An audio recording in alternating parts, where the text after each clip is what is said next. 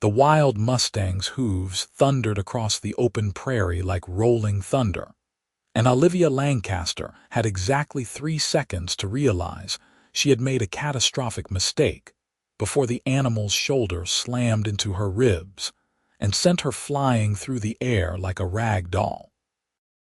She hit the fence with enough force to knock the wind from her lungs, splinters driving into her palms as she crumpled to the ground in a heap of skirts and petticoats.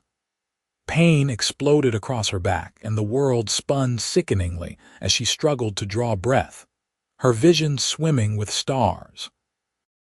Through the ringing in her ears, she heard boots pounding across hard, packed earth, and then strong hands were on her shoulders, rolling her carefully onto her back. "Don't move," a deep voice commanded, rough with concern. "Just breathe. You got the wind knocked out of you."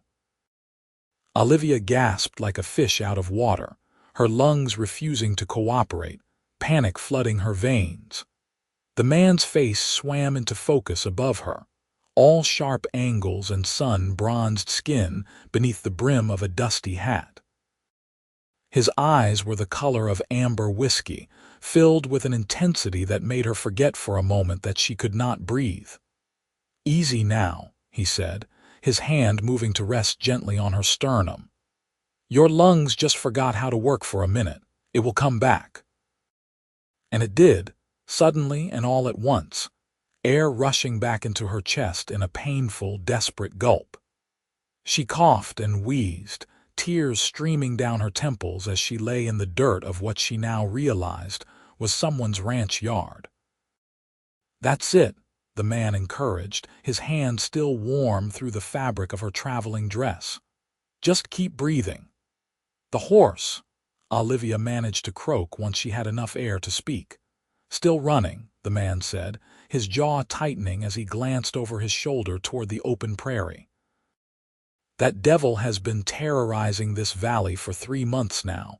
Nobody can get close to him." He looked back down at her, and something in his expression shifted. "What in God's name were you doing trying to approach a wild stallion?" "I did not know he was wild," Olivia said, wincing as she tried to sit up. The man's hands immediately moved to support her, one behind her shoulders and one at her elbow. "I thought he was simply loose. I was trying to help." "Help," the man repeated, and there was something almost amused in his tone now, though his face remained serious. "Madam, that horse would have killed you if you had gotten any closer. As it is, you are lucky he just knocked you into my fence instead of stomping you into the ground." Olivia looked at the fence she had demolished, several boards now hanging at awkward angles or broken clean through. "I am so sorry about your fence." The man actually did smile then, just a quick quirk of his lips that transformed his face from handsome to devastating. "I can fix a fence." "Cannot fix a woman with a broken neck." He studied her with those whiskey-colored eyes. "Can you stand?" "I think so." With his help, Olivia managed to get her feet under her, though her legs felt like water and her back screamed in protest. The man kept his arm around her waist, steady and solid, and she found herself leaning into his strength more than she should have. "Let's get you inside," he said. "You need to sit down before you fall down." "I really should be going," Olivia protested weakly, even as he guided her toward the ranch house that sat about 50 yards away. It was a sturdy structure, built from logs and stone with a wide porch that wrapped around the front. "I was on my way to town." "Town is 6 miles that way," the man said, nodding toward the east. "You are not walking 6 miles after getting thrown into a fence. Besides, your horse took off when that stallion came through." Olivia's heart sank. She had borrowed that horse from the stagecoach station, promising to return it by evening. "Oh no." "I will catch it," the man assured her, steering her up the porch steps. "After I make sure you are not concussed or bleeding internally." "Are you a doctor?" "No, but I have been thrown from enough horses to know what to look for." He pushed open the door and guided her into the house, which was surprisingly neat for a bachelor dwelling. The main room served as both kitchen and living area, with a stone fireplace dominating one wall and a sturdy table surrounded by mismatched chairs in the center. Everything was clean and orderly, if a bit sparse. The man deposited her gently into one of the chairs and immediately set about building up the fire. "I am Vincent Harper," he said as he worked. "This is my ranch, such as it is." "Olivia Lancaster," she replied, watching the efficient way he moved, all economy and purpose. "I just arrived in Council Bluffs 3 days ago. I am staying at the boarding house on Main Street." Vincent glanced at her over his shoulder. "Passing through or staying?" "Staying," Olivia said. "I am the new school teacher." Something flickered across Vincent's face, gone too quickly for her to interpret. He turned back to the fire, adding another log before standing and brushing his hands off on his denims. "Council Bluffs has needed a proper teacher for a while now. Mrs. Henderson has been doing her best, but she has 6 children of her own and not much time for other people's kids." "So I heard," Olivia said. She shifted in her chair and could not quite suppress a wince as her back muscles protested. Vincent saw it. "Where does it hurt?" "My back, mostly. And my hands." She held them out, seeing for the first time the splinters embedded in her palms and the blood welling up around them. "Right." Vincent moved to the sideboard and returned with a basin, some clean rags, and a pair of tweezers. He pulled a chair close to hers and sat down, reaching for her hands. "This is going to sting." He was not lying. Olivia bit her lip as he carefully extracted splinters from her skin, his touch surprisingly gentle for such rough-looking hands. They were working hands, scarred and calloused, but steady as a rock as they manipulated the tweezers. "So what brings a schoolteacher all the way out to Iowa?" Vincent asked as he worked, clearly trying to distract her from the pain. "Opportunity," Olivia said, grateful for the conversation. There was an advertisement in the Chicago papers seeking a teacher. The pay was decent, and the position came with room and board. "I have been trying to find a teaching position for 2 years now, and this was the first offer I received." "Chicago," Vincent said, moving to her other hand. "That is quite a change from a town like Council Bluffs." "I am originally from a small town in Ohio," Olivia said. "I only moved to Chicago after my father passed away. I thought there would be more opportunities in the city, but it turned out there were also more people competing for those opportunities." Vincent made a sympathetic sound. "Your mother died when I was 12. The old grief was still there, but distant now, like a scar that had long since healed. It has been just me for the last 3 years. Vincent finished extracting the last splinter and set the tweezers aside, then began cleaning her palms with a damp rag. The water was cold and soothing against her torn skin. "That must have been hard." "It was," Olivia admitted, "but it also made me stronger, more self-reliant." She watched him work, noting the way he frowned in concentration, the way his hair fell across his forehead beneath his hat. He had taken it off at some point without her noticing, revealing dark brown hair that looked like it had been cut with a knife and a careless hand. "What about you? Have you always ranched?" "Born to it," Vincent said. "My father homesteaded this land in 1849, right after Iowa became a state. Built this house with his own 2 hands. He finished cleaning her palms and reached for a small tin of salve, which he began applying with careful fingers. He died 5 years ago, left the ranch to me. I am sorry for your loss." Vincent shrugged, but she could see the grief in the tight set of his shoulders. "He lived a good life, died in his sleep at 73, cannot ask for much better than that. And your mother went back east after he died. She was never really suited to ranch life. She lives with my sister in Pennsylvania now." He finished with the salve and wrapped her hands in clean strips of cloth. There. That should keep them clean while they heal. Try not to use your hands too much for a few days. I am supposed to start teaching on Monday, Olivia said, looking at her bandaged palms dubiously. That gives me 5 days. Should be mostly healed by then, Vincent said. He stood and went to pump water into a kettle which he then hung over the fire. Tea, please. Olivia watched him move around the kitchen with the same efficient grace he had shown earlier. Everything about him spoke of competence and capability, of a man who knew exactly who he was and what he was about. It was refreshing after years in Chicago surrounded by men who seemed to be constantly performing, always trying to be something other than what they were. How old are you, if you do not mind my asking? Vincent said as he retrieved 2 tin cups from a shelf. 22, Olivia said. You? 26. He glanced at her. Young to be a school teacher. Old enough to know what I am doing, Olivia countered a bit more sharply than she intended. Vincent held up his hands in mock surrender. I meant no offense, just making conversation. Olivia sighed. I apologize. I have had to defend my qualifications more times than I can count.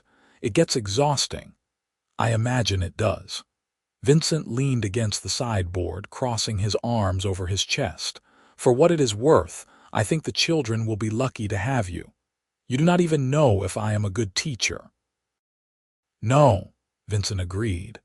But you were willing to risk your life to help what you thought was a loose horse. That speaks to character, and character matters more than credentials in my book. The kettle began to whistle, and Vincent turned to make the tea. Olivia found herself studying him openly now, taking in the breadth of his shoulders, the lean strength evident in his frame, the way his shirt stretched across his back as he reached for the tea tin. He was attractive, she realized, in a way that had nothing to do with polish or refinement and everything to do with raw, unvarnished masculinity. She should not be thinking such things. She had only just met the man. But there was something about him that drew her, something solid and real in a way that felt like coming home. Vincent brought her tea and sat back down in the chair across from her. So, he said, about that stallion. The one that nearly killed me. That would be the one. Vincent took a sip of his tea, his eyes never leaving her face. His name is Thunder, or at least that is what folks around here call him. He showed up about 3 months ago, wild as they come. He has been stealing mares from every ranch in the valley, building himself quite the herd. Why has nobody caught him? Not for lack of trying, Vincent said dryly. But that horse is smart, smarter than most people I know. He has evaded every trap, every rope, every attempt to corral him, and he is fast, fastest horse I have ever seen. But you think you can catch him? It was not a question, and Vincent smiled slightly. I know I can catch him, just a matter of figuring out how. Why? Olivia asked. If he is causing so much trouble, why not just shoot him? Vincent's expression darkened. Because that would be a waste. A horse like that, with that much intelligence and spirit, deserves a chance. He deserves to be gentled, not broken. There is a difference. You care about horses, Olivia observed. I respect them, Vincent corrected. They are not just tools or property.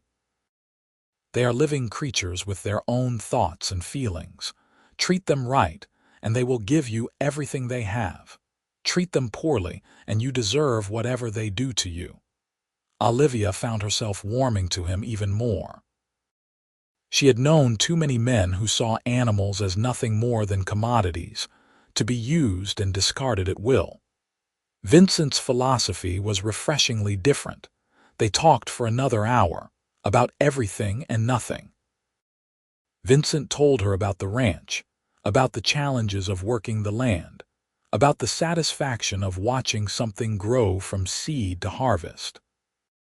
Olivia talked about her love of teaching, about the joy of watching a child's face light up when they finally understood something that had been confusing them. The afternoon sun was starting to slant through the windows when Vincent finally stood. "I should go catch your horse before it gets dark." "Do you feel well enough to ride back to town?" Olivia stood carefully, testing her body. Everything ached, but nothing felt seriously damaged. "I think so."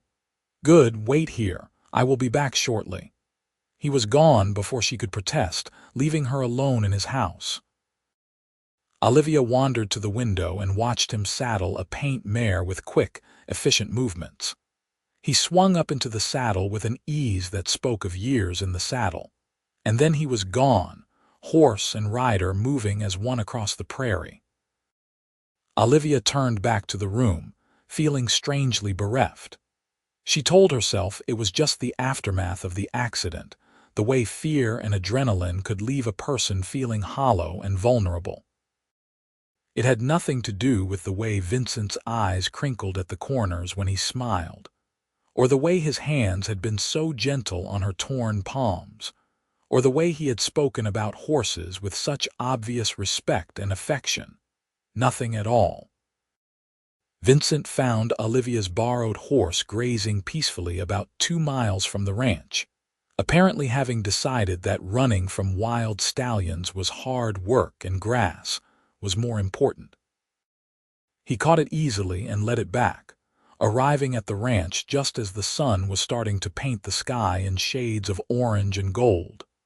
Olivia was waiting on the porch, and something in Vincent's chest tightened at the sight of her standing there, backlit by the setting sun. She had pinned her hair back up at some point, though tendrils still escaped to frame her face.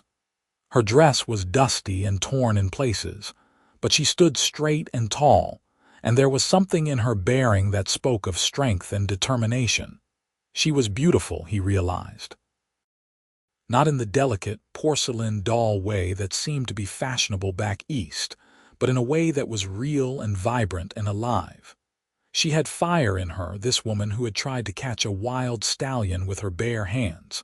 "Found him," Vincent called as he rode up. "He was not far. Probably waiting for you to come looking for him." "Traitor," Olivia said, but there was no heat in it.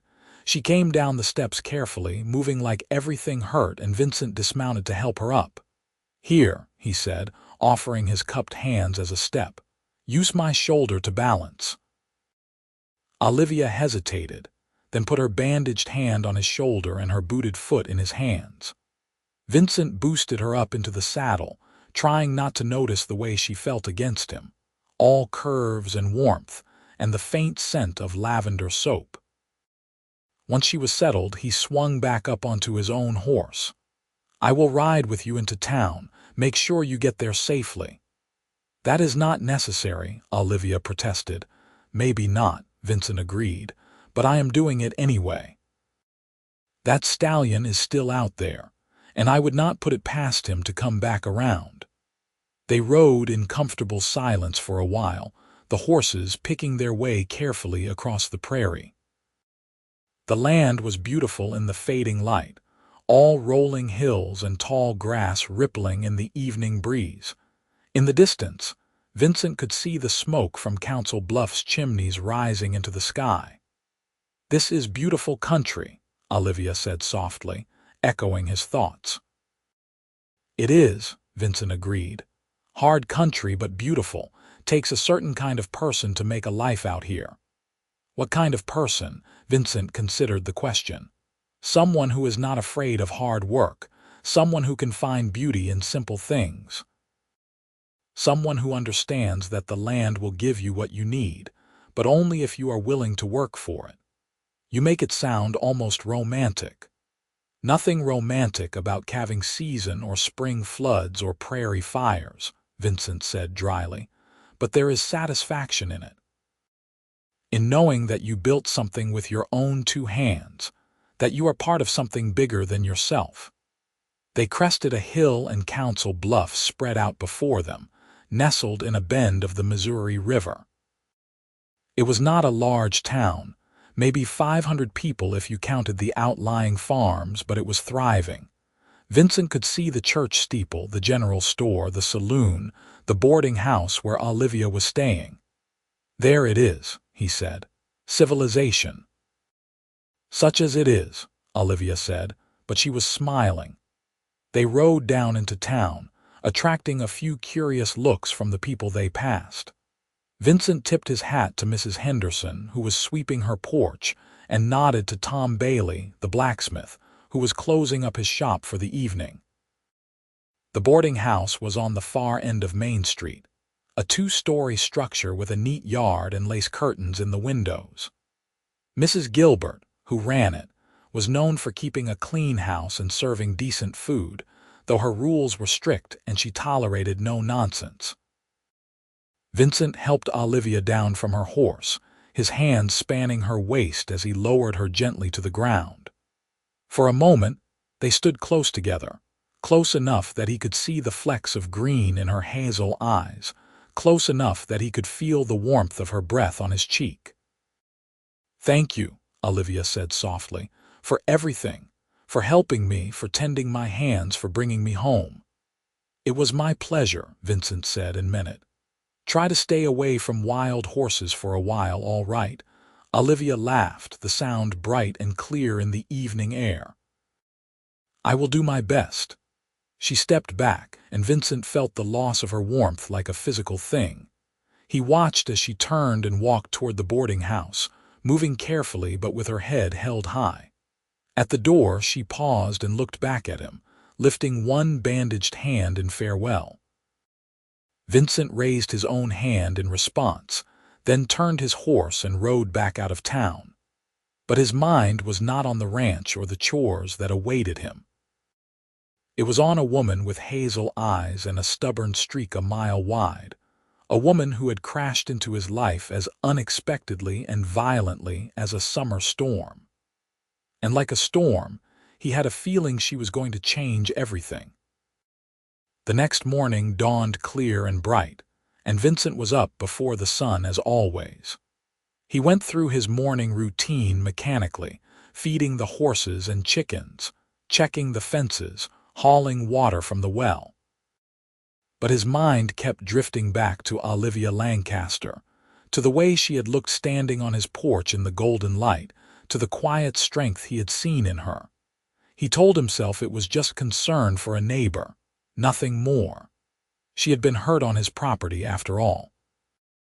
It was only natural that he would want to make sure she was all right, but he knew he was lying to himself. After breakfast, Vincent saddled his horse and rode out to check on his herd.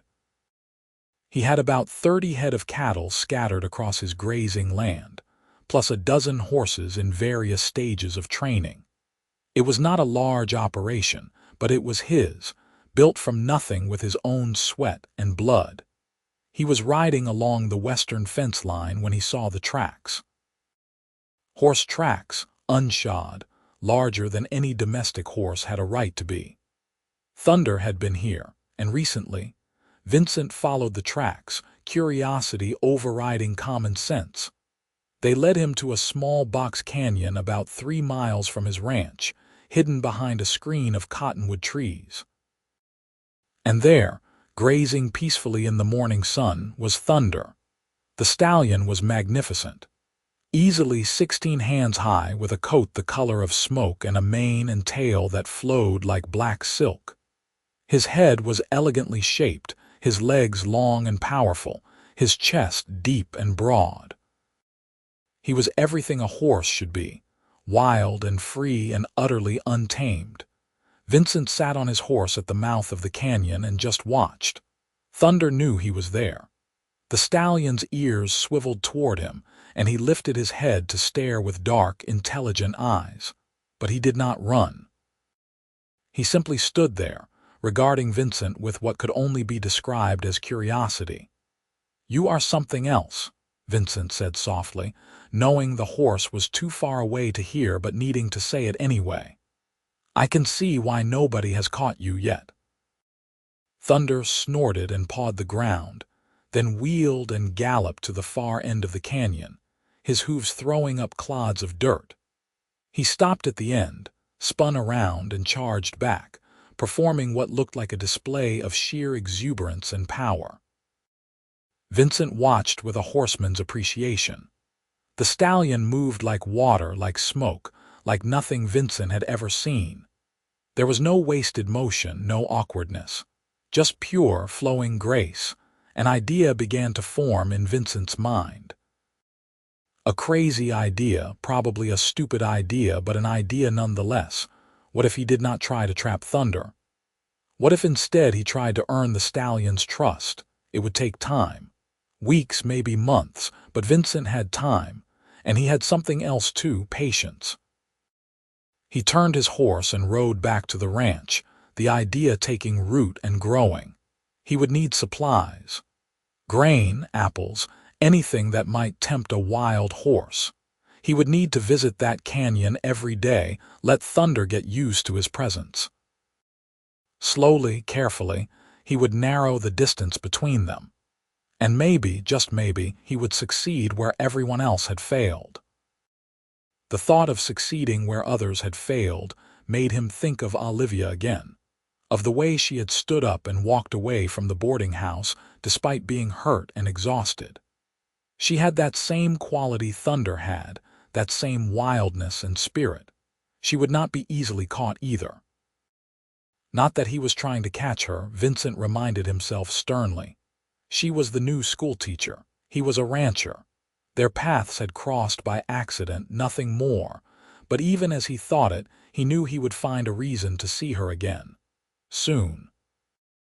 Monday morning arrived with a chill wind blowing down from the north, carrying the promise of an early winter.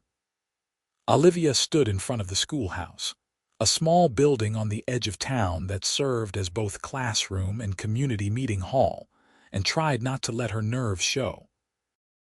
Her hands had healed well over the past 5 days, the cuts closing cleanly and the bandages no longer necessary.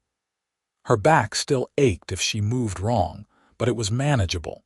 She was as ready as she would ever be. The children began arriving just after 8, brought by parents or older siblings or walking on their own. They ranged in age from 6 to 15, boys and girls dressed in their best clothes, eyeing her with a mixture of curiosity and suspicion.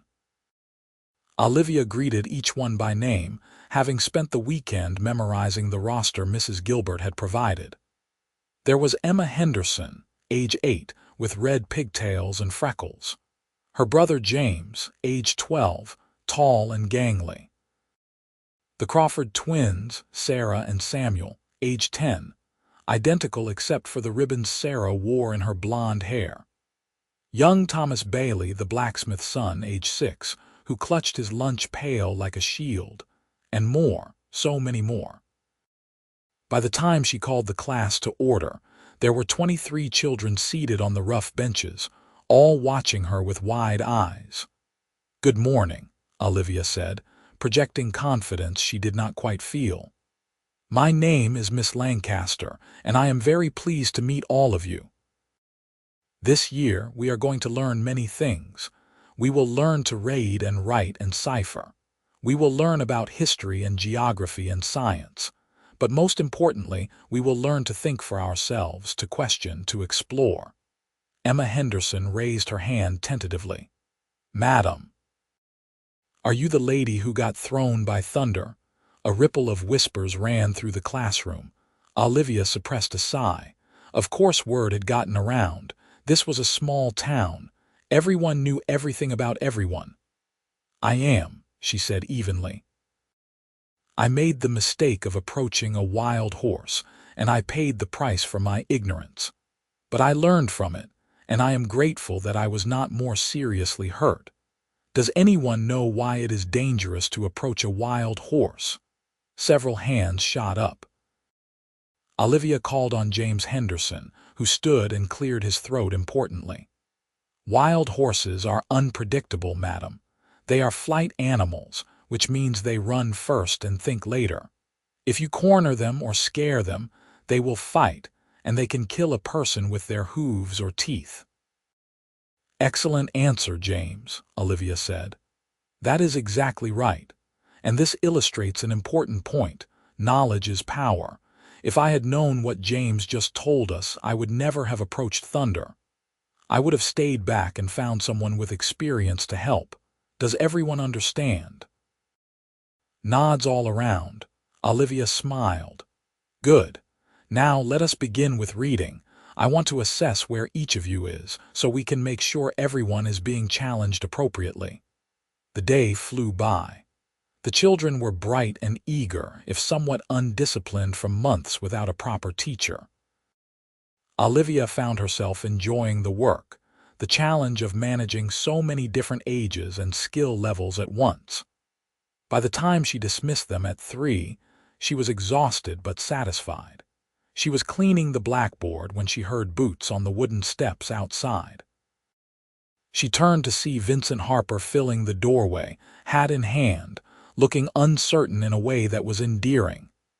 "Mr. Harper," she said, surprised. "What brings you to town?" "I had business at the general store," Vincent said, which Olivia suspected was not entirely true. "Thought I would stop by and see how your first day went." "It went well," Olivia said, setting down the eraser. "The children are wonderful, energetic but wonderful." "They asked you about Thunder, did they not?" Olivia laughed. "First thing, how did you know?"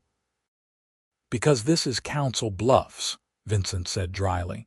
"If you sneeze on Monday, the whole town knows about it by Tuesday." "I am learning that," Olivia said.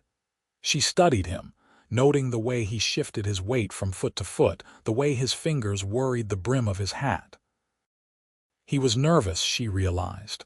"Would you like to come in?" "Actually," Vincent said, "I was wondering if you would like to come to dinner at the ranch tonight." Olivia's heart gave an unexpected leap. "Tonight, if you are not busy," Vincent said quickly. "I know it is short notice. But I thought, since you helped me the other day, or tried to, I could repay the favor with a decent meal. I am a fair cook, and I have a roast that needs eating." He was babbling, Olivia realized with a rush of warmth. This confident, capable man who had handled her injuries with such calm efficiency was babbling because he was nervous about asking her to dinner. "I would like that," she said softly. "What time?" Relief flooded Vincent's face. 6. I can come collect you from the boarding house." 6 is perfect. Vincent nodded, settled his hat back on his head and turned to go. At the door he paused and looked back. "I am glad your first day went well, Miss Lancaster." "Olivia," she said. "If we are having dinner together, you should call me Olivia." "Olivia," Vincent repeated as if testing the name on his tongue. "Then you should call me Vincent." "I will see you at 6, Vincent." He smiled, a full, genuine smile that transformed his face, and then he was gone, his boots ringing on the wooden steps. Olivia turned back to the blackboard, but she could not focus on cleaning it. Her mind was too full of Vincent Harper, of the way he had looked at her, of the promise of the evening ahead. She told herself it was just a friendly dinner, nothing more. He was simply being neighborly, repaying a perceived debt. But her racing heart did not believe it, and neither did she. Vincent arrived at the boarding house promptly at 6, driving a small wagon pulled by a sturdy bay mare. He had changed his shirt and combed his hair, Olivia noted, and he smelled faintly of soap and leather. Mrs. Gilbert had given Olivia a sharp look when she said she was going out to dinner, but she had not forbidden it. Olivia was an adult, after all, and a working woman. She could make her own choices. Still, she was very aware of Mrs. Gilbert watching from the parlor window as Vincent helped her up onto the wagon seat. "She looks like she wants to shoot me," Vincent observed as they pulled away from the boarding house. "She is protective," Olivia said. "She takes her responsibility as a chaperone very seriously." "I respect that," Vincent said, "but I promise my intentions are entirely honorable." "Are they?" Olivia asked, surprising herself with her boldness. Vincent glanced at her, something unreadable in his expression. "They are," he said quietly, "though I will admit to hoping you might consider me a friend after tonight." I already consider you a friend, Olivia said. You saved my life after all, or at least saved me from serious injury. You give me too much credit, Vincent said. All I did was help you up and pick splinters out of your hands. You did more than that, Olivia insisted. You made me feel safe. You made me feel cared for. That is worth more than you know. Vincent was quiet for a moment, his hands steady on the reins. My mother used to say that kindness costs nothing but is worth everything. I try to live by that. Your mother sounds like a wise woman. She is, Vincent shook his head. She is still alive, I just forget that sometimes. It has been 3 years since I saw her last. That must be hard. It is what it is, Vincent said. I have the ranch. She has her life back east. We write letters. It is enough. But Olivia heard the loneliness in his voice, the same loneliness she felt sometimes when she lay awake at night in her narrow boarding house bed, thinking about all the people she had lost and all the places she would never go home to again. The ranch looked different in the evening light, softer somehow. The house glowed with lamplight, and smoke curled from the chimney, carrying the scent of roasting meat. Vincent helped Olivia down from the wagon and led her inside, where the table was set for two, and the fire crackled cheerfully. "Make yourself comfortable," Vincent said, gesturing to one of the chairs. "Everything should be ready in about 10 minutes. Olivia sat and watched as he moved around the kitchen with that same efficient grace, checking the roast in the oven, stirring something on the stove, slicing bread with quick, precise strokes. He had not been exaggerating when he said he was a fair cook. The smells coming from the kitchen were heavenly. "Can I help?" Olivia asked. "No," Vincent said firmly. "You are a guest. Guests do not work. I am not used to being idle." "Then consider it practice," Vincent said, flashing her a grin over his shoulder. "Teachers need to know how to relax too." They ate at the table, the roast fork tender and perfectly seasoned, accompanied by roasted potatoes and carrots and fresh bread. Vincent poured them each a glass of wine from a bottle he said his father had been saving for a special occasion. "Is this a special occasion?" Olivia asked, sipping the wine. It was good, rich, and smooth. "I think so," Vincent said. "It is not every day I have the pleasure of dining with the new schoolteacher." "I am sure you could have dinner with anyone you wanted," Olivia said. "A man like you with a ranch and prospects." Vincent made a dismissive sound. "I am 36 miles from the nearest sizable town. Most of the unmarried women in Council Bluffs are either too young or already spoken for, and I am not interested in someone who sees me as nothing more than a meal ticket. Has that happened?" "More than once," Vincent said dryly. "There was a woman last year came out from St. Louis claiming to be interested in ranch life. Lasted 3 weeks before she admitted she hated everything about it and was only here because her father had lost his money and she needed a husband who could support her." "That must have hurt." "It did," Vincent admitted. "Not because I was in love with her. I barely knew her. But because it made me realize how many people are willing to lie to get what they want." "I am not lying," Olivia said quietly. "About anything. I am here because I want to be a teacher, because I want to make a difference in children's lives, not because I am looking for a husband." "I know," Vincent said, meeting her eyes. "I can tell. You are genuine. It is refreshing." They talked long into the evening, the conversation flowing as easily as the wine. Vincent told her about growing up on the ranch, about learning to ride before he could walk, about the year the grasshoppers came and ate everything in sight. Olivia told him about her childhood in Ohio, about her mother's death, about the loneliness of the years in Chicago. It was full dark when Vincent finally drove her back to town, the stars brilliant overhead in the clear autumn sky. At the boarding house, he helped her down and walked her to the door. "Thank you," Olivia said. "For dinner, for the conversation, for everything. "Thank you for coming," Vincent said. He hesitated, then reached out and took her hand, careful of her healing palms. "I know we have only just met, but I would like to see you again if you are willing." Olivia's heart soared. "I am willing." "Sunday," Vincent suggested.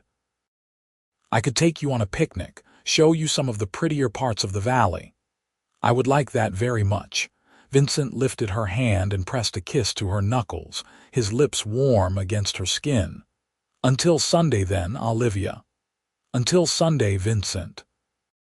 She watched him drive away, then floated into the boarding house, barely hearing Mrs. Gilbert's pointed questions about how the evening had gone. Her mind was full of Vincent, of his smile and his stories, and the way he had looked at her across the dinner table as if she were something precious. She was falling, Olivia realized as she lay in bed that night, staring at the ceiling. Falling fast and hard for a cowboy who gentled horses and cooked roast and kissed her hand like she was something worth treasuring, and she did not want to stop. The week passed in a blur of lessons and lesson planning, of children's laughter and the satisfaction of watching young minds expand and grow. But beneath it all was a constant awareness of Sunday, of the picnic with Vincent, of the promise of more time in his company. Friday afternoon, Emma Henderson stayed after class to help Olivia clean the blackboard. The girl had proven to be one of the brightest students, quick with numbers and devouring books like they were candy. "Miss Lancaster," Emma said as she worked, "is Mr. Harper courting you?" Olivia nearly dropped the eraser. "What makes you ask that?" "My mama said she saw him pick you up for dinner on Monday," Emma said matter-of-factly. "And everyone knows he does not do that for just anybody, so I figure he must be courting you. We are friends," Olivia said carefully. "He was kind to me after the accident with Thunder." Emma gave her a look that was far too knowing for an 8-year-old. "My mama says Mr. Harper has never looked at a woman the way he looked at you when he came to the schoolhouse on Monday. She says he is smitten."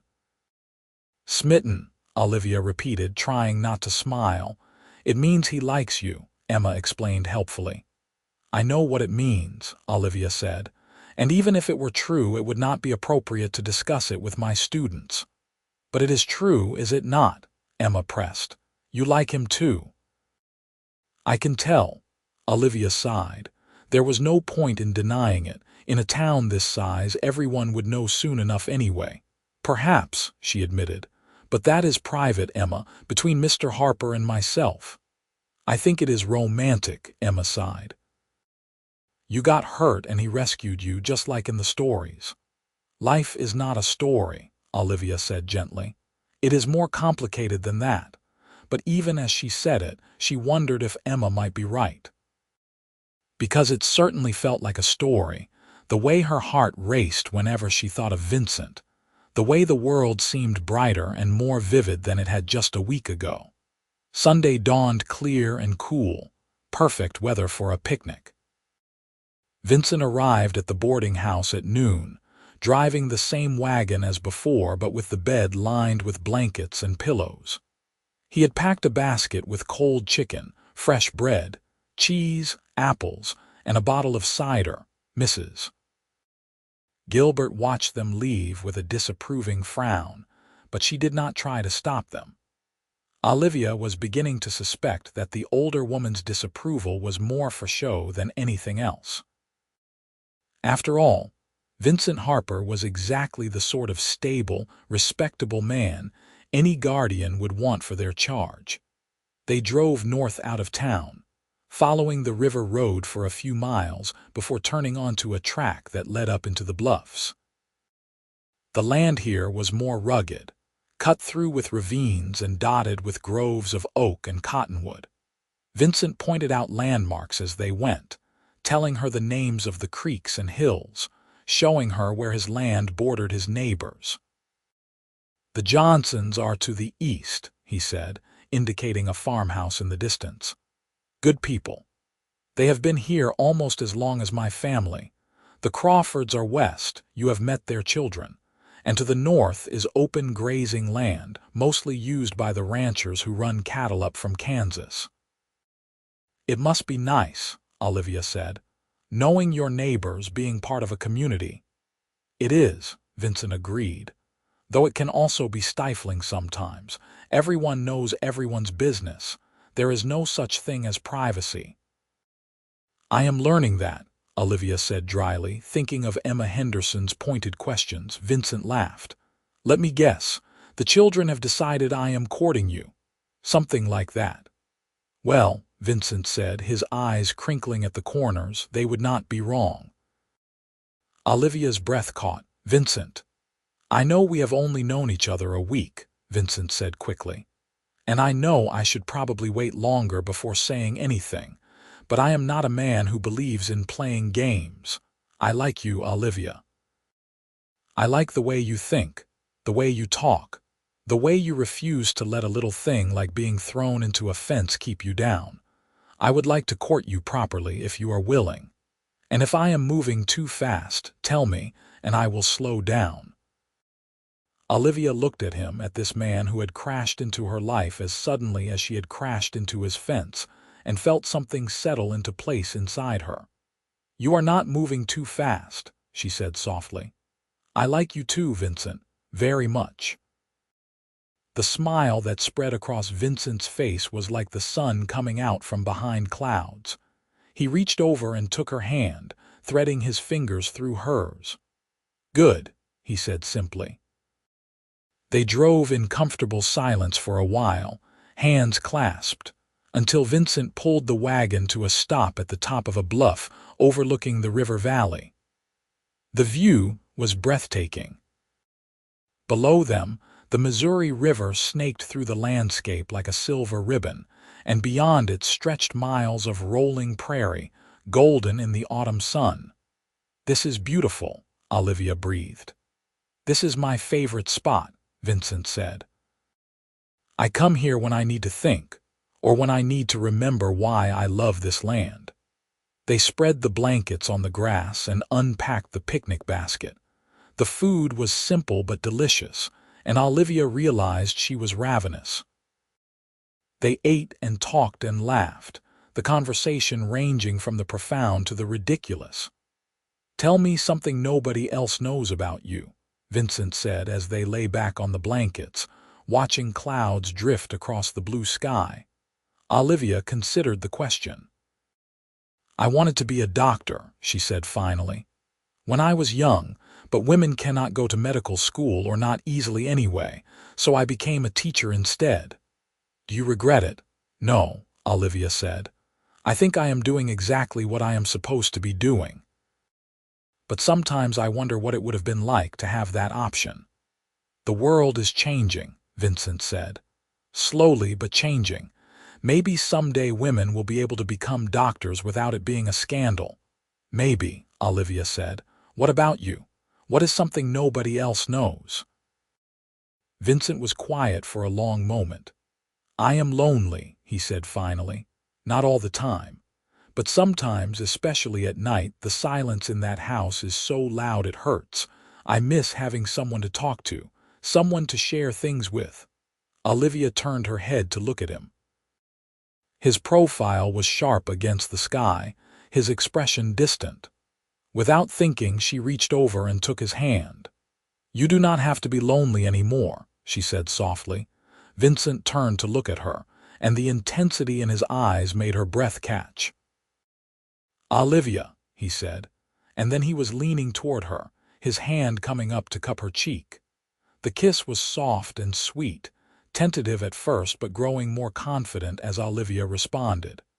His lips were warm and firm, tasting faintly of apples and cider. She felt it all the way down to her toes, a warmth that had nothing to do with the sun overhead and everything to do with the man holding her so gently.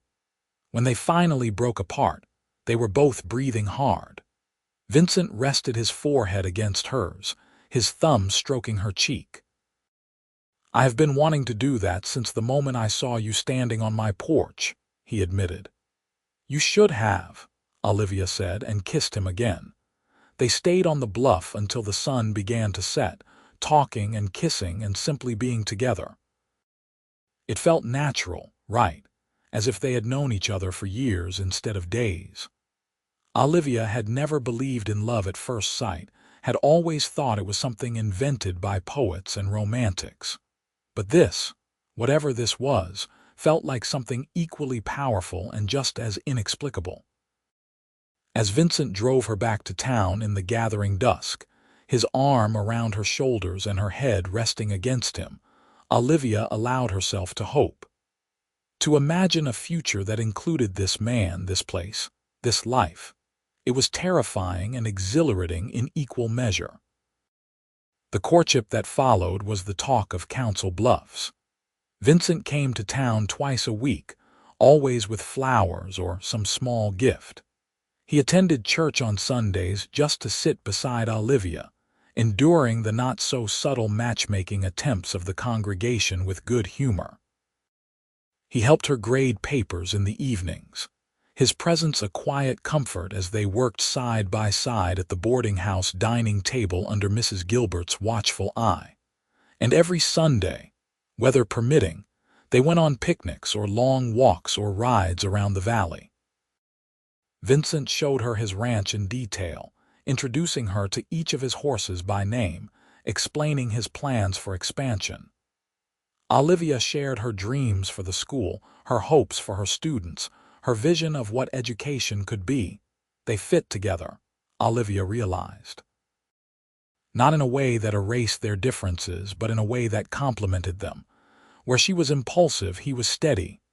Where he was quiet, she filled the silence. They balanced each other. 6 weeks after the accident that had brought them together, Vincent invited her to the ranch for Sunday dinner again. But this time, when they finished eating and he led her out onto the porch to watch the sunset, there was a nervous energy about him that set her heart racing. "Olivia," he said, taking both her hands in his, "I need to tell you something." "All right," she said, trying to ignore the flutter of anxiety in her stomach. "I have been thinking about the future," Vincent said, "about what I want my life to look like.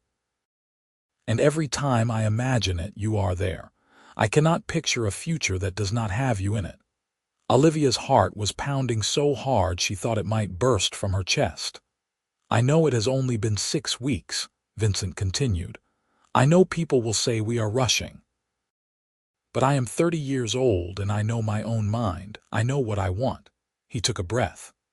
"Olivia Lancaster, would you do me the honor of becoming my wife for a moment?" Olivia could not speak.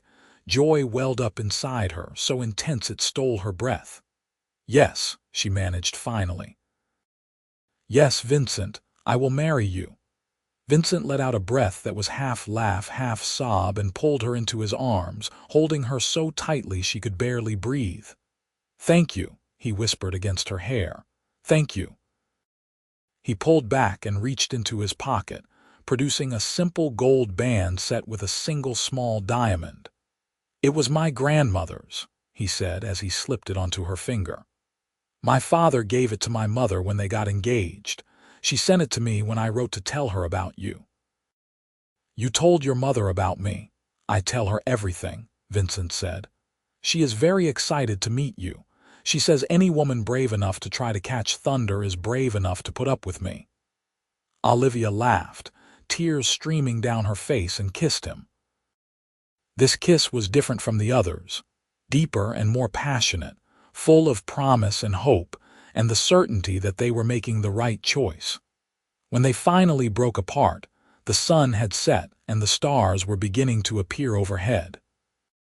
Vincent kept his arms around her and they stood together on the porch, looking out at the land that would soon be hers too. "When?" Vincent asked. "I do not want to wait, but I will if you need time." "Christmas," Olivia said. "That gives us 2 months to plan and the school will be on break." "Is that too soon?" "It is perfect," Vincent said and kissed her again. The next morning, Olivia arrived at school to find the entire town already knew about the engagement. Apparently, Tom Bailey had been riding past Vincent's ranch the previous evening and had seen them embracing on the porch. By breakfast, every household in Council Bluffs had heard the news. The children were beside themselves with excitement. Emma Henderson actually squealed when she saw the ring on Olivia's finger. "I knew it," she exclaimed. "I knew he was courting you. This is so romantic." Even the older students, who generally affected an air of worldly disinterest, seemed pleased. James Henderson shook Olivia's hand solemnly and told her that Mr. Harper was a good man and she was lucky to have him. Olivia agreed wholeheartedly. The 2 months before the wedding flew by in a whirlwind of planning and preparation.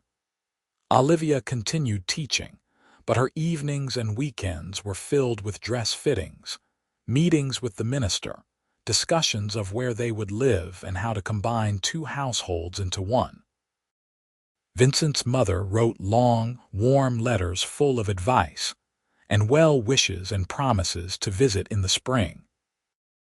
The women of Council Bluffs, who had been somewhat reserved with Olivia when she first arrived, now embraced her fully, organizing a quilting bee and a bridal shower, and offering endless advice on everything from cooking to housekeeping, to marriage itself. Through it all, Vincent was a steady presence, patient and supportive and clearly delighted with the whole process, even when Olivia became overwhelmed by the details. He helped her move her few belongings out to the ranch, setting up one of the spare rooms as a study where she could prepare lessons and grade papers. He built her bookshelves and a desk, and surprised her with a comfortable chair ordered all the way from St. Louis. "You need a place of your own," he said when she protested the expense. "This will be your home, but you should have space that is just yours." It was gestures like that, small and thoughtful, that made Olivia fall more deeply in love with him every day. 2 weeks before the wedding, Vincent came to town with an odd expression on his face, equal parts excitement and nervousness. "I did something," he said as they walked through the evening streets, "and I hope you will not be angry." "What did you do?" Olivia asked, amused. "I caught thunder." Olivia stopped dead in her tracks. "You what?" "I caught thunder," Vincent repeated. "I have been working with him for weeks, gaining his trust. Today he finally let me put a halter on him. He is in the corral at the ranch right now." "Vincent, that is amazing." Olivia threw her arms around his neck, laughing. "How did you do it?" "Patience," Vincent said. "And apples. So many apples.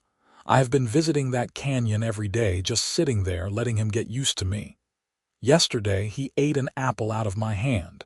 Today he let me touch him. And once I did that, the rest was just a matter of time." "Are you going to break him, gentle him?" Vincent corrected. "There is a difference. I am going to work with him slowly, carefully, until he trusts me enough to accept a saddle and rider.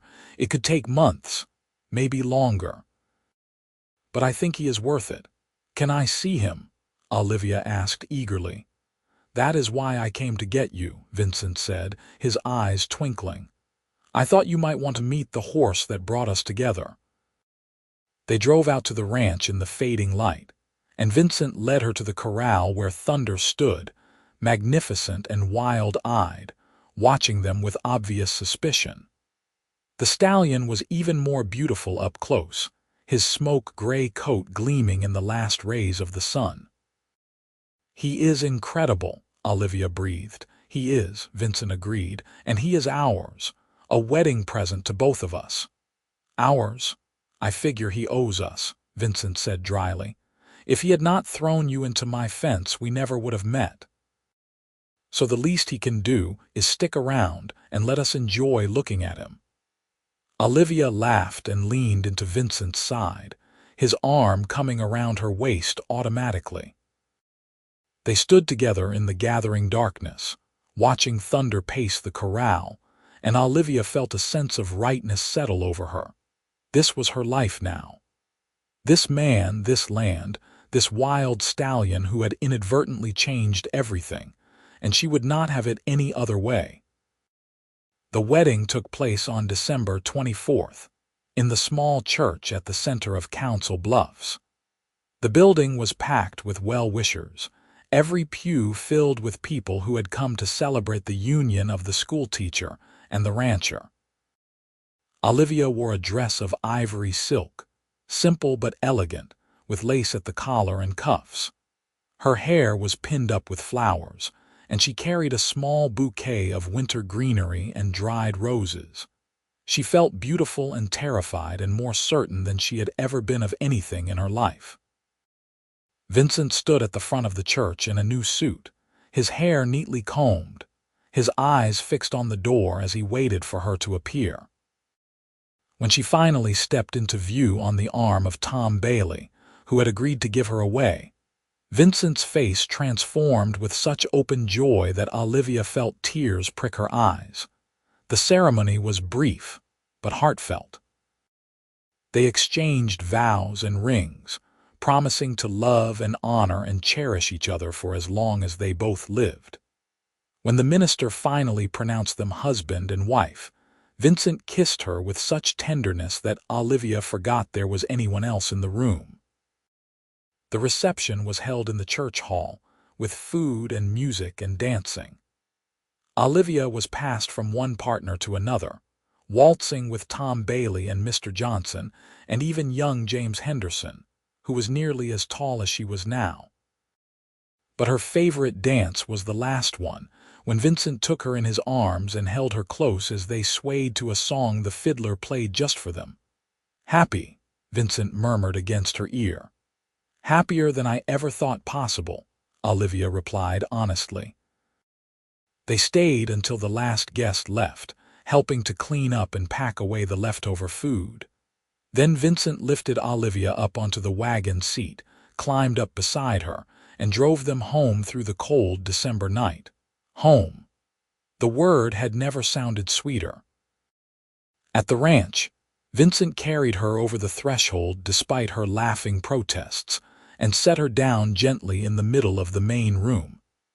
He had built up the fire before they left for the ceremony, and the house was warm and welcoming.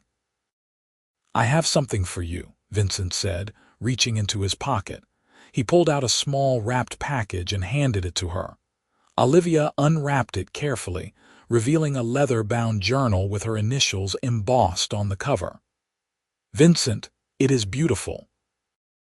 "I thought you could use it to write down your thoughts," Vincent said. "Your hopes and dreams.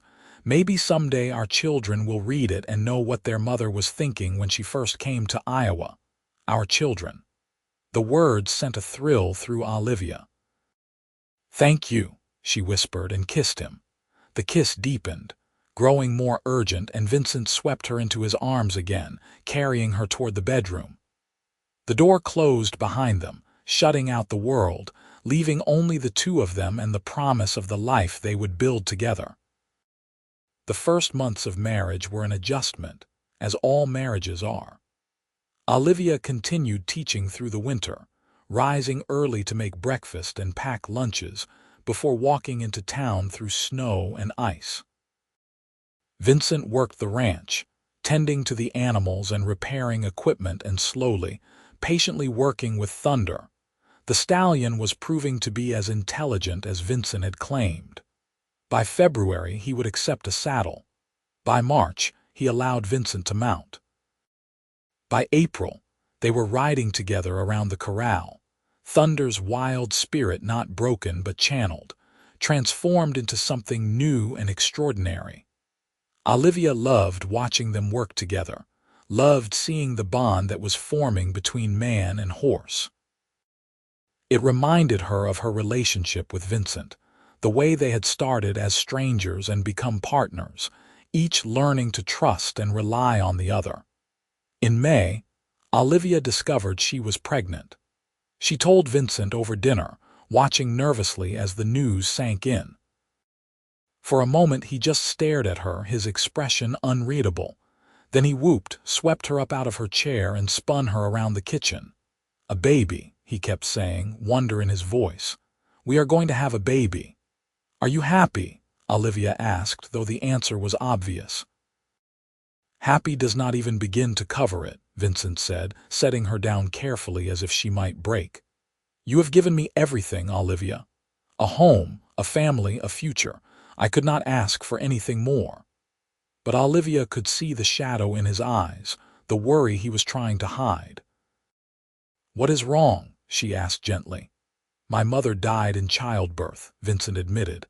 I mean, not with me. She had me and my sister without trouble. But there was another baby when I was 10, a boy. Neither of them survived. Olivia took his hand, squeezing tight.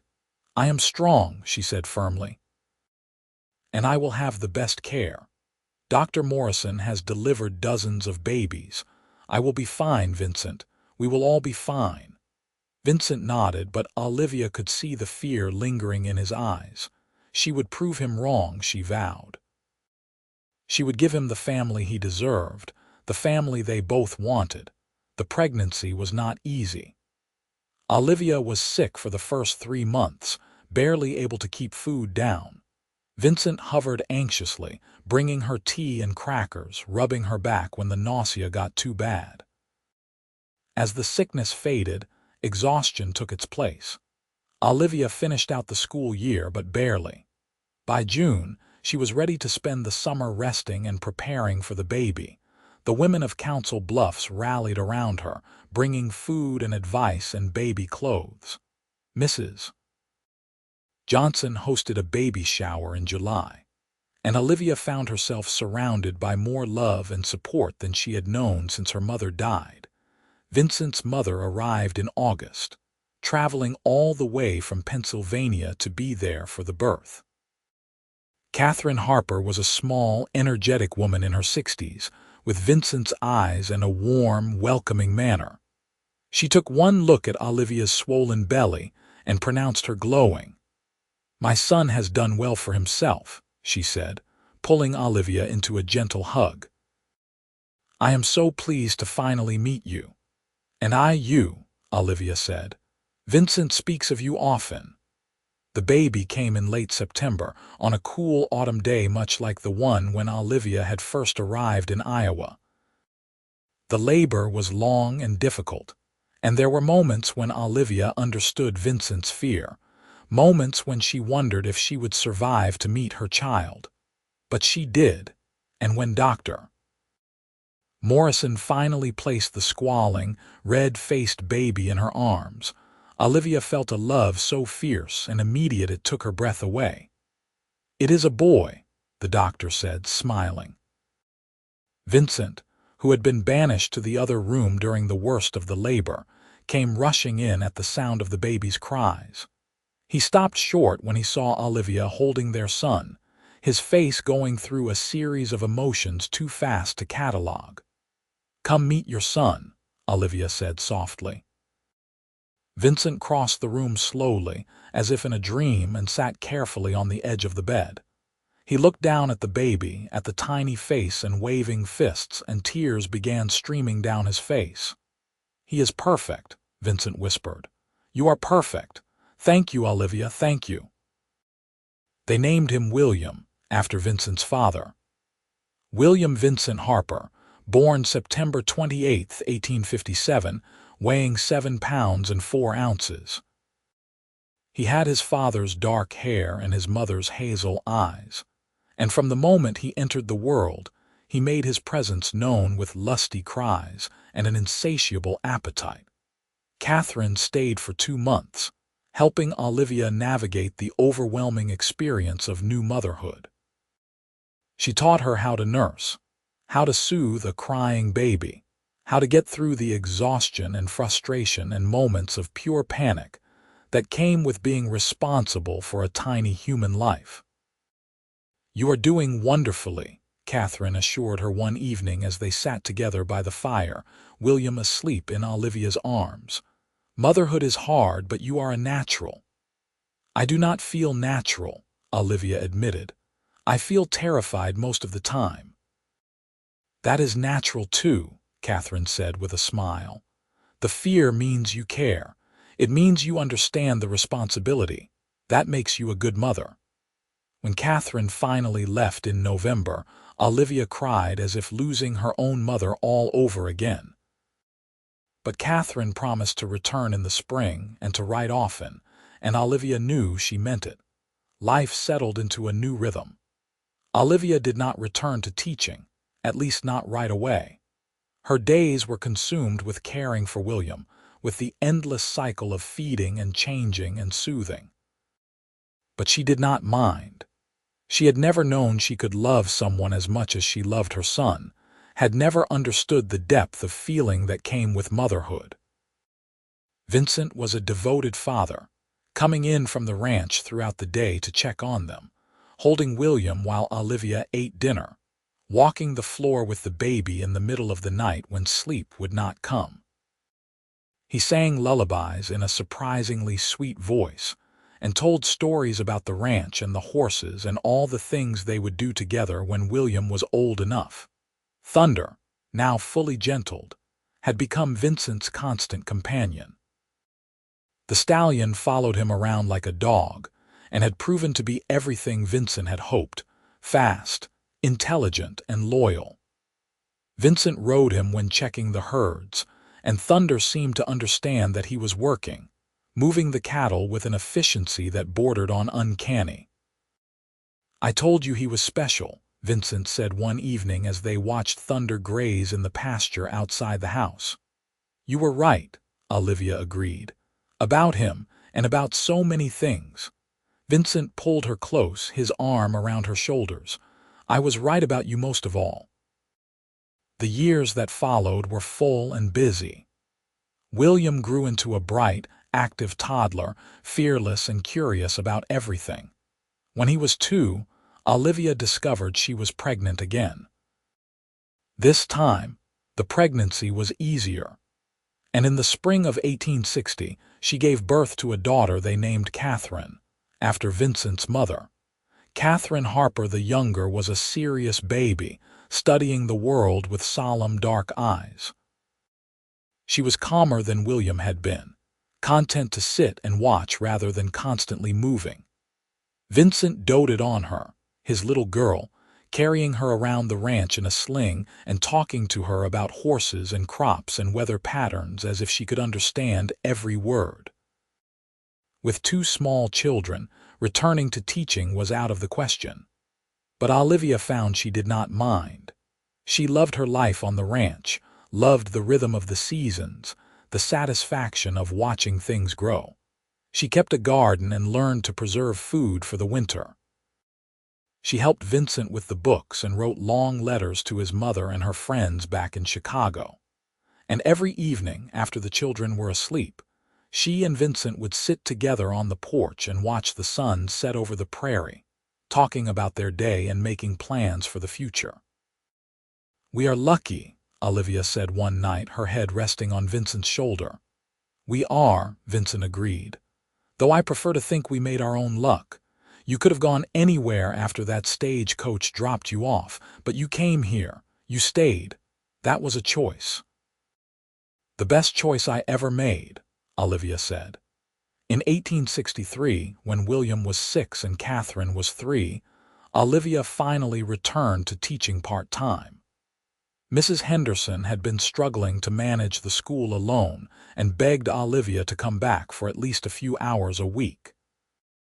Olivia agreed and found that she had missed the challenge and the joy of watching children learn. William started school that same year, sitting in the front row and soaking up knowledge like a sponge. He was fascinated by everything, asking endless questions about history and science and mathematics. Catherine would start in 3 years, but she already knew her letters and numbers, taught by her mother during quiet afternoons at the ranch. The ranch continued to prosper. Vincent expanded the herd and began breeding horses, using Thunder as his foundation stallion. The foals Thunder produced were exceptional, and Vincent began selling them for good prices to buyers from as far away as Kansas City and St. Louis. He hired a hand to help with the work, a young man named Peter who was steady and reliable and good with animals. Life was good, better than good. It was everything Olivia had never dared to dream of when she had stepped off that stagecoach 3 years ago, young and scared and determined to make a new life for herself. But of course, nothing lasts forever. The winter of 1864 was brutal. Snow fell from November through March, and temperatures dropped so low that water froze solid in the well. Vincent and Peter worked around the clock to keep the animals fed and warm, breaking ice and hauling hay and checking constantly for signs of frostbite or illness. Thunder, now over 15 years old, developed a cough that would not go away. Vincent tried everything, called in the veterinarian from the next county, but nothing helped. The stallion grew weaker day by day, his breathing labored, his eyes losing their brightness. Olivia knew what was coming before Vincent could admit it. She saw the grief in her husband's face, the way he spent every spare moment in Thunder's stall, talking to the horse that had brought them together. "He is suffering," she said gently one evening, finding Vincent in the barn, his forehead pressed against Thunder's neck. "I know," Vincent said, his voice breaking, "but I cannot let him go, Olivia. He is family." "Then you have to give him the gift of a peaceful end," Olivia said, her own tears falling freely. "You have to let him go while he still has dignity." Vincent nodded, but it was 2 more days before he could bring himself to do it. Dr. Morrison came out to the ranch on a cold February afternoon, and while Olivia kept the children in the house, Vincent stayed with Thunder until the end. He came back to the house hours later, his face ravaged with grief, and collapsed into Olivia's arms. She held him while he sobbed, this strong man who never cried, who had held everything together through drought and hardship and loss. She held him and let him mourn the horse that had been more than a horse, that had been a friend and a partner, and a connection to the wildness that still lived in all of them. They buried Thunder on the hill overlooking the ranch, in a spot where the sun rose every morning and painted the world gold.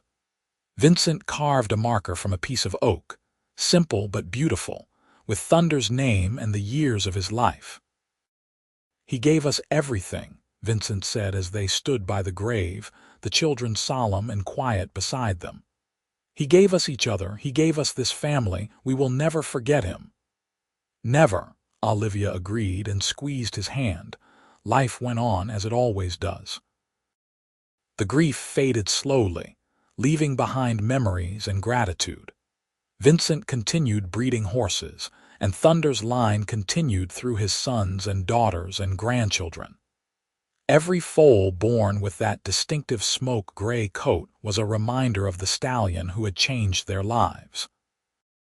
William grew into a tall, serious young man who loved the ranch as much as his father did. Catherine proved to have her mother's gift for teaching and her father's patience with animals. In 1870, Olivia gave birth to another son, whom they named Thomas. 2 years later came another daughter, Margaret. The ranch house was full of noise and laughter and life. Olivia juggled teaching with raising 4 children, and somehow made it all work. Vincent expanded the operation, buying more land, building new outbuildings, establishing a reputation as one of the best horse breeders in Iowa. They weathered the hard times together. The panic of 1873, when the economy collapsed and money became impossibly tight. The drought of 1874, when they nearly lost everything. The illness that swept through Council Bluffs in 1876, taking Mrs. Gilbert and several others before running its course. But they survived and even thrived, because they had each other, and that was enough. In 1879, on a crisp October afternoon, Olivia and Vincent stood on the porch of their ranch house and watched William, now 22, ride Thunder's grandson across the prairie. Catherine, 19, was inside helping Margaret with her lessons. Thomas, 9, was in the barn with Peter, learning to repair tack. You ever think about that day, Vincent asked, pulling Olivia close. "The day thunder threw you into my fence." "Every day," Olivia said. "I think about how scared I was, how much everything hurt, how certain I was that I had made a terrible mistake coming to Iowa. And now I know it was the best mistake I ever made," Olivia said. She turned in his arms to face him, seeing the silver creeping into his hair, the lines around his eyes, the evidence of 22 years of hard work and harder love. "I found you. I found home. I found everything I did not even know I was looking for." Vincent kissed her, slow and sweet and full of the love that had only deepened over the years. "I love you, Olivia Harper. From the moment I saw you crumpled in the dirt, I knew my life was about to change. I just did not know how much." "I love you too," Olivia said. "More than I have words to say." They stood together on the porch, watching the sun paint the prairie gold, listening to the sounds of their children's laughter floating through the house behind them. The land stretched out before them, vast and beautiful and theirs, earned through years of sweat and determination and love. Thunder was gone, but his legacy lived on in every horse they bred, in every story they told, in the family he had inadvertently helped create. A wild Mustang had thrown a woman into a fence, and a cowboy had caught the horse and then caught feelings. And from that unlikely beginning had grown a love story for the ages, a life full of joy and hardship and everything in between. A life built on trust and respect and the willingness to take chances, to reach out even when you are scared, to believe in the possibility of something better. Olivia had come to Iowa seeking a new start. She had found that and so much more. She had found love and family and home, had found her place in the world. And standing there on the porch with Vincent's arms around her and their children's voices in her ears, Olivia knew with absolute certainty that she would not change a single moment of the journey that had brought her here. The wild Mustang had thrown her into a fence, but it had also thrown her into the arms of the man she loved. And for that, she would be grateful for the rest of her days. Years continued to pass with the steady rhythm of ranch life. By 1885, William had married a sweet young woman named Sarah from a neighboring ranch, and they were building a house on the far corner of Vincent and Olivia's property. Catherine had become a full-time teacher in Council Bluffs, taking over completely when Olivia finally retired at 50. Thomas, now 16, was already as tall as his father and showed every sign of being an even better horseman. Margaret, at 13, was a whirlwind of energy and curiosity, driving her older siblings to distraction with her constant questions. Vincent's mother, Catherine, passed away peacefully in her sleep in 1886, at the age of 87. They received word by telegram, and Vincent traveled back east for the funeral, taking Olivia with him.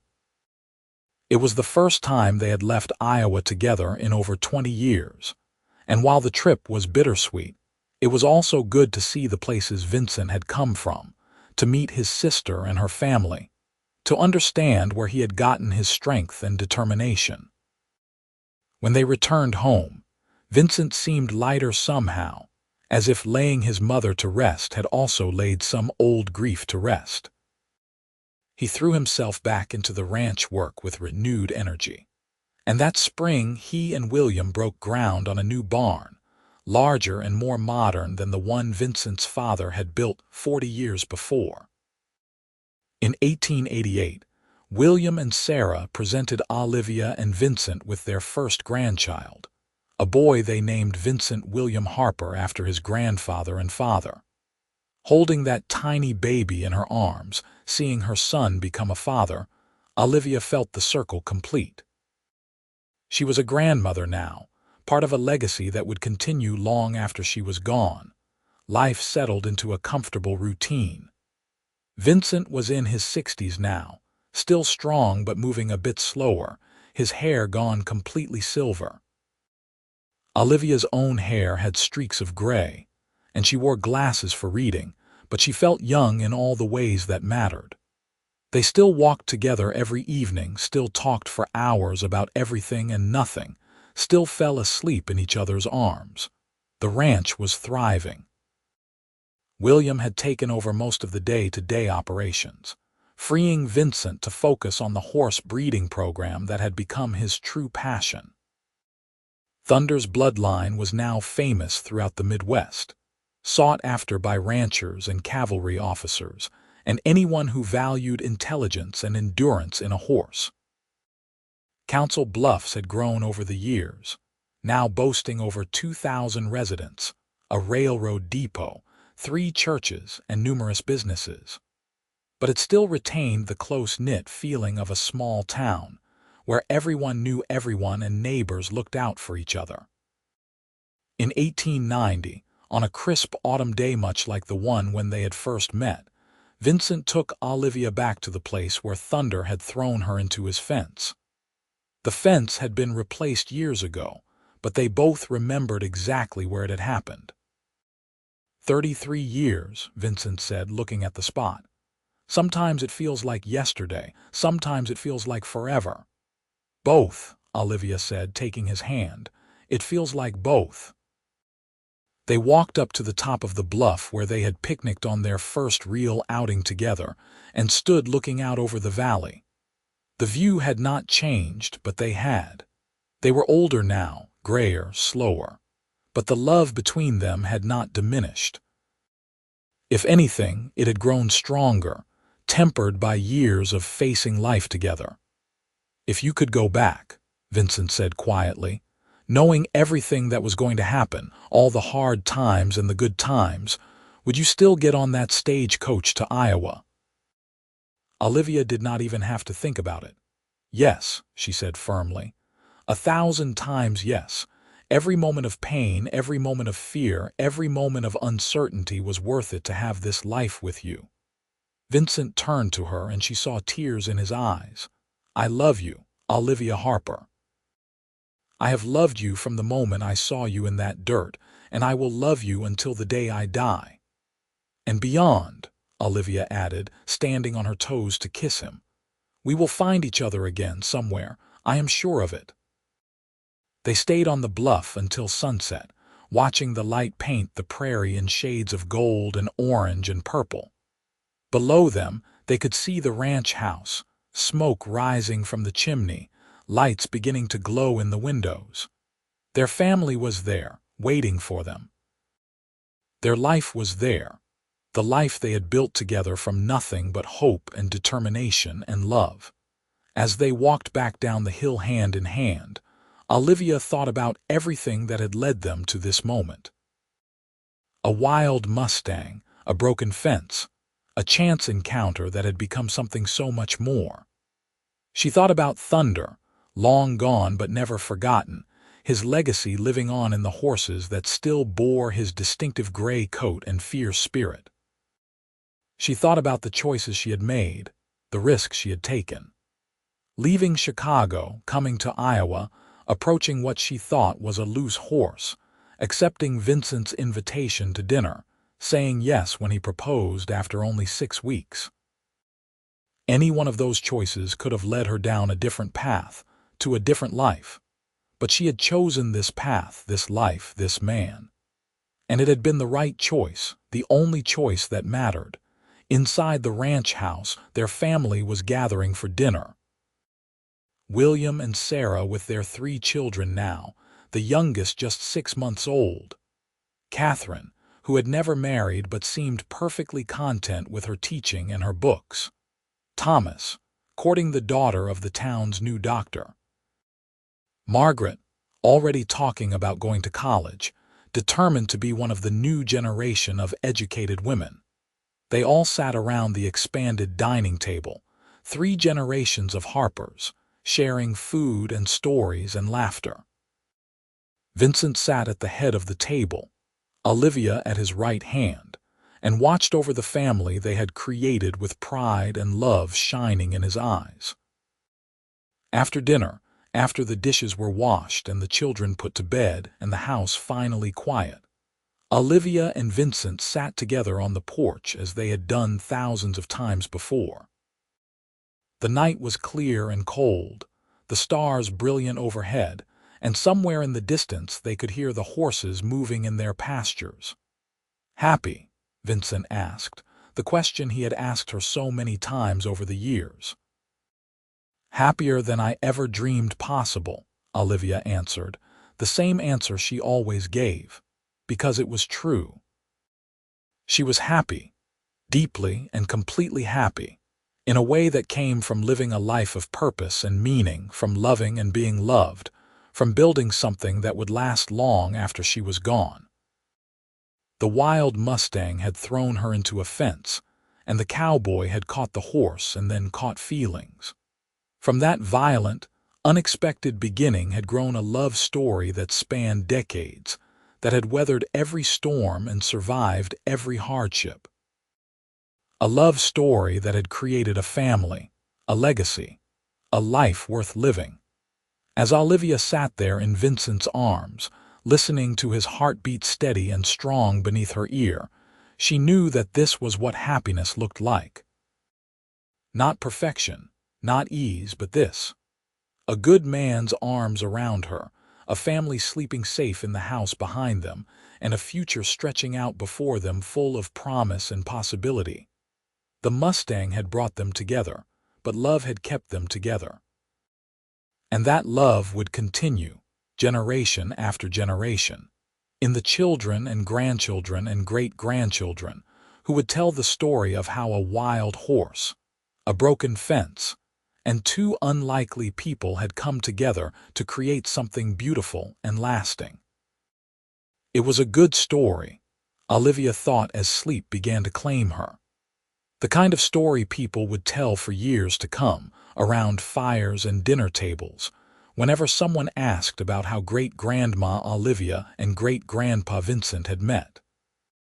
And every time the story was told, Thunder would live again, wild and free and magnificent, the horse who had changed everything. The years continued their steady march forward. Vincent and Olivia celebrated their 35th wedding anniversary in 1892, surrounded by family and friends in a party that took over the entire ranch. They celebrated their 40th in 1897, quieter now, with just family, but no less meaningful. They grew old together, but they grew old well. Vincent's hands became gnarled with arthritis, but they were still gentle when they touched her face. Olivia's eyesight dimmed, but she could still see everything that mattered: her husband's smile, her children's happiness, her grandchildren's joy. In 1900, as the new century dawned, they sat together on the porch and marveled at how much the world had changed. Automobiles were beginning to appear on the roads. Telephones connected distant cities. Flight was no longer just a dream. The wild frontier they had known in their youth was vanishing, tamed and civilized and settled. But their love remained, constant and true, the one thing that had not changed in a changing world. Vincent died in his sleep in 1903, at the age of 79. He simply went to bed one night with Olivia beside him, kissed her good night as he had done every night for 45 years, and did not wake up. The doctor said it was his heart, worn out after a long life of hard work and honest living. Olivia grieved, as anyone would grieve the loss of a partner who had been half of herself for so long. But she did not despair. She knew that Vincent had lived a good life, a full life, a life without regrets, and she knew that they would be together again someday. She lived for 5 more years, surrounded by her children and grandchildren and great-grandchildren. She told them stories about their grandfather, about the wild Mustang named Thunder, about the early days of Council Bluffs when it was nothing but a rough frontier town.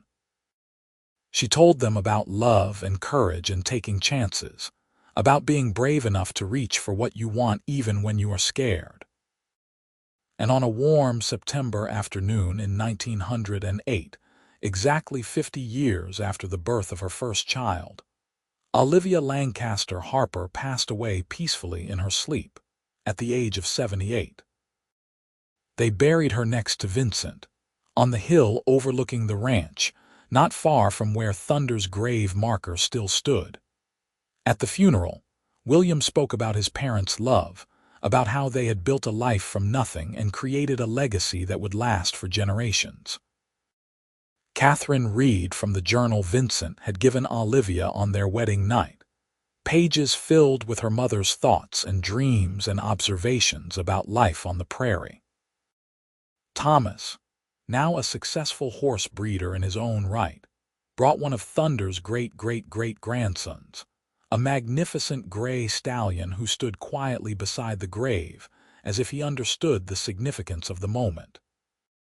Margaret, who had become a college professor in Chicago but always came home for the holidays, talked about her mother's love of learning and her belief that education could change the world. And the grandchildren and great-grandchildren, so many of them now, stood together and remembered the woman who had loved them fiercely, who had always had time for their questions and their problems, who had taught them that family was the most important thing in the world. As the sun set on that September evening, painting the prairie gold and orange and red, the family gathered at the ranch house for a meal. They told stories late into the night, about Olivia and Vincent, about Thunder, about the old days and the good days and the hard days they had survived together. And in the barn, Thunder's descendants moved quietly in their stalls, gray coats gleaming in the lamplight, carrying on the bloodline of the wild Mustang who had started it all. They were gentler now than their ancestor had been, bred for temperament as well as speed and intelligence. But in their eyes you could still see the wildness, the spirit that could never be completely tamed, just like the love between Olivia and Vincent, gentled perhaps over the years, softened by time and familiarity, but never tamed, never diminished, wild and fierce and true until the very end. The wild Mustang had thrown her into his fence. The cowboy had caught the horse and then caught feelings, and from that violent, unexpected collision had come a love that lasted a lifetime and a legacy that would endure for generations. It was, everyone agreed, the best kind of love story. The kind that was real and messy and imperfect, full of hardship and triumph, sorrow and joy. The kind of love story that reminded people what was possible when you were brave enough to take a chance, to reach out, to trust that sometimes the universe threw you exactly where you needed to be, even if it hurt at the time. And so the story passed into family legend, told and retold, embellished and refined, but never forgotten. The story of how a Chicago schoolteacher came to Iowa and met a rancher, how a wild horse brought them together, how they built a life that became the foundation for dozens of others.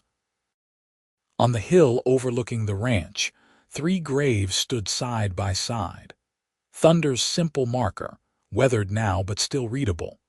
Vincent's headstone, carved with his name and dates and the words beloved husband, father, and friend. And Olivia's, matching his with words chosen by their children. Beloved wife, mother, and teacher. She taught us all how to love. The ranch continued, passed down through the generations. The horses continued, Thunder's bloodline never dying out.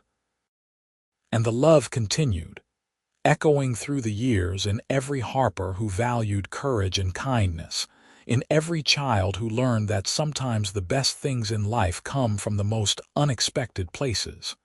It was a good life, a good love, a good ending. And in the end, that was all anyone could ask for. A life well lived, a love well earned, and a legacy that would outlast them both. The wild Mustang had thrown her into his fence.